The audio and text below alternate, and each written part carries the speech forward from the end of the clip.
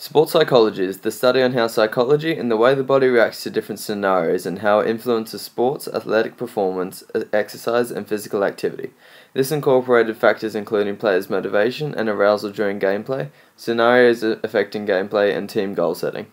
Health professionals incorporate sports psychology and exercise to enhance people's lives and well-being throughout their entire lifespan. During this term in physical education, we have studied the methods behind sports psychology and how it can affect the gameplay of performance of athletes before, during, or after their sport.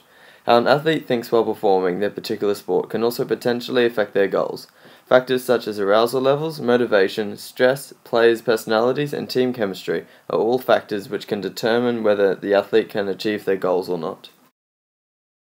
Motivation is commonly known as encouraging others to achieve their individual and team goals. Motivation can influence how certain people perform. For example, someone who is not given any motivation to push towards their goals may not try as hard to work for them. Compare that to someone who is given motivation and gets pumped to strive to achieve their goals for both the team and themselves. Motivation can be received either from self-motivation or from someone. A coach, parent, or friend can encourage motivation, but the athlete can also provide motivation to themselves. For example, if the athlete scores a goal in AFL, it will give the player motivation and confidence as well to the team. There are two types of motivation that can be incorporated to athletes, which are intrinsic and extrinsic motivation. Intrinsic relates more to physical motivation, including satisfaction and enjoyment, whether it's scoring a goal or making a try-saving tackle. Extrinsic relates to money or recognition from others. Certain athletes feel confident when they know that their paycheck is big and people respect them. I am motivated by encouragement from others and I feel good after doing something right. However, if I get too confident or over-aroused, my performance in game will drop. Another thing that motivates me if there is a crowd watching me perform who are cheering me on. When I play sport, I generally have a mindset that I want to make the people who come to watch me proud and motivates me to play at my best. Arousal, on the other hand, is more associated with emotions and when the body experiences feelings such as joy, anger, and fear. In sport, arousal levels can determine how well a person performs. Under-arousal generally being sleeping or lacking energy and attention span, and over-arousal being excited and too confident with too much energy. There are three types of arousal that can potentially affect how an athlete thinks and performs. These types are mental arousal, physical arousal, and emotional arousal. Factors that can be determined how high or low someone's arousal level is determined by bodily functions such as brainwaves, heart rate, muscle tension, biomechanical indicators, and respiration rate. If someone's arousal level is high, their heart rate will generally be lifted and their respiration rate will increase as well.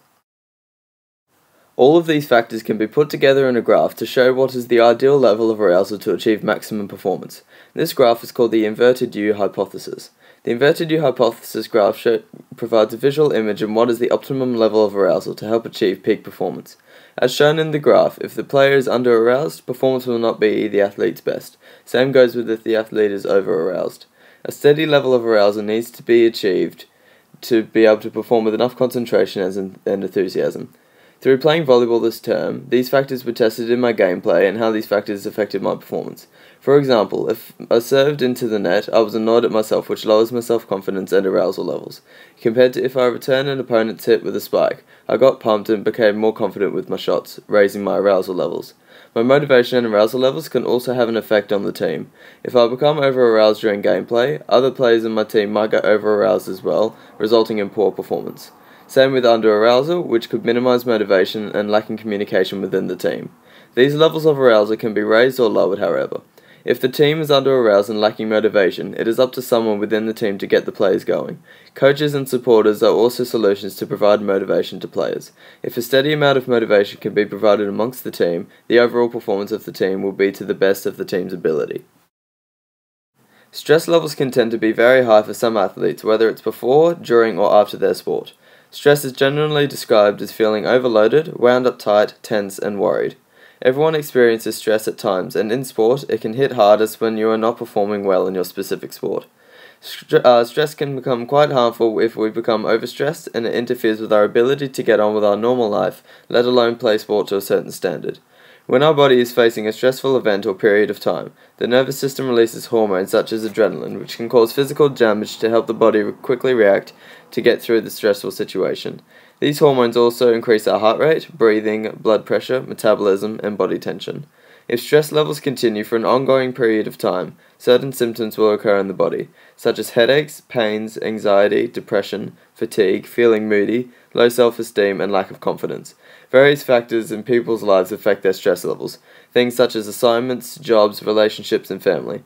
If an athlete, for example, is currently having relationship problems with their partner, their stress levels will carry into their sport and will affect their overall performance. Stress levels can also affect a player's arousal levels and how motivated they are to play at their best. For example, if a player's stress levels are high, the player's arousal levels will be low because they are thinking about other things. As a Year 12 student, at some point in the year, almost every student will experience stress one way or another. During this volleyball unit, I discovered the experience with playing stress-free and playing with stress factors going on outside of the sport. The difference in performance is definitely there because I was not focusing on the game being played. I was focusing on my problems outside of the sport. This therefore puts me off achieving my set goals in volleyball. For people that experience stress, no matter what the reason being, there are solutions to help relieve some of the stress. Some of these solutions include spending time with people who care, looking after your health, and practicing relaxation. It is also recommended that negative self-talk and consuming drugs or alcohol should be avoided to help relieve stress. All of these solutions can be put into place in a sport-related situation to manage stress before, during, or after sport has been played. A good method to help manage stress during gameplay can be to remind the team of what the team's goals are and what needs to be done to achieve them.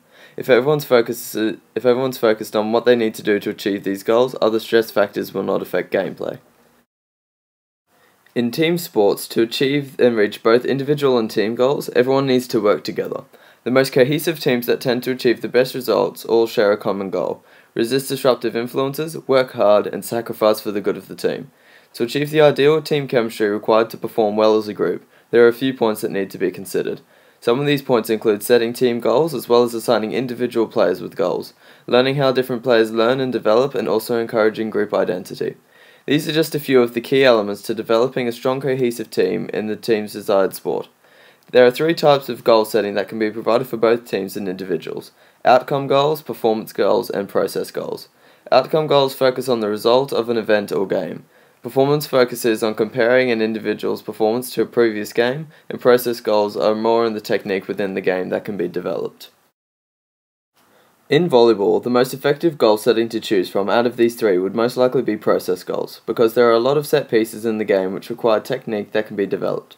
Setting goals can provide both short-term and long-term results, which include improved quality of training, motivation to achieve, satisfaction with performance, and effort at an increased level of confidence. For me personally, this term in volleyball, I had set myself two practical goals to strive to achieve before the end of the term. These goals were to consistently perform overhand serves, and the other was to work on my spiking when I'm in front of the net. These goals can be developed by using the same goal-setting method of process goals, which is focusing on individual techniques to assist in mastering a certain skill. My overhand serves have proven to be more consistent over the course of the term, and a similar scenario with my spikes as well. As a volleyball player overall, I have developed and improved in just about every area due to focusing on specific techniques and improving my weaknesses. From previous experiences and learning new skills, I found that I learn skills best by visually seeing a skill first, then performing the skill myself. I find that this is the most effective way for me to develop my skills in various sports, including volleyball. These individual goals can be incorporated with team goals and how they can be achieved through particular individuals. Team goals can be set to encourage the team to strive for those goals, which also incorporates individual goals. If I achieve my goals during gameplay, it also builds towards reaching the final goals of the whole team. To summarize, the factors of arousal levels, stress, motivation, team chemistry, and goal setting are all related to one group of factors known as sports psychology. All of these topics are paramount to how each person in the team acts, what their mindset is, and what their goals are, and how they can improve to reach those goals. This term of volleyball has further helped me understand these factors during and outside of gameplay, and what works compared to what doesn't. I have found myself as an individual and as a team member. I have developed my skills in volleyball through my goal setting, managing my stress levels, my motivation to play, and making sure I'm not either over or under aroused during gameplay.